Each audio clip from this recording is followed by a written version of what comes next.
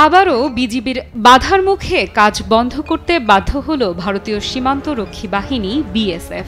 অবৈধভাবে সীমান্তের শূন্য রেখায় বিএসএফ এর কাঁটাতারের বেড়া ও লোহার খুঁটি নির্মাণের ঘটনাকে কেন্দ্র করে থমথমে অবস্থা বিরাজ করছে দহগ্রাম সীমান্তে।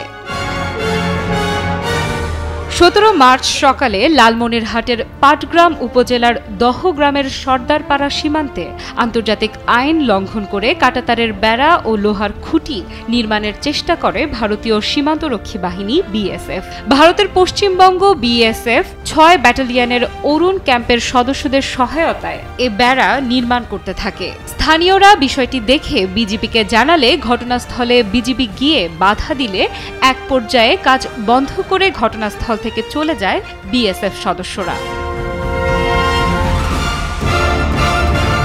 এ ঘটনার পর সীমান্তে টহল ও নজরদারি বাড়িয়েছে বিজিবি। এর আগে দেশের বিভিন্ন সীমান্ত অঞ্চলের শূন্য রেখায় অবৈধভাবে কাঁটাতারের বেড়া ও লোহার খুঁটি নির্মাণের চেষ্টা করে ভারতীয় সীমান্তরক্ষী বাহিনী বিএসএফ। এ নিয়ে দুই দেশের সীমান্তরক্ষী বাহিনীর মধ্যে উত্তপ্ত বাক্য বিনিময়ের ঘটনাও ঘটে। বিজিবির বাধার মুখে পড়ে প্রতিবারই পিছু হটে বিএসএফ।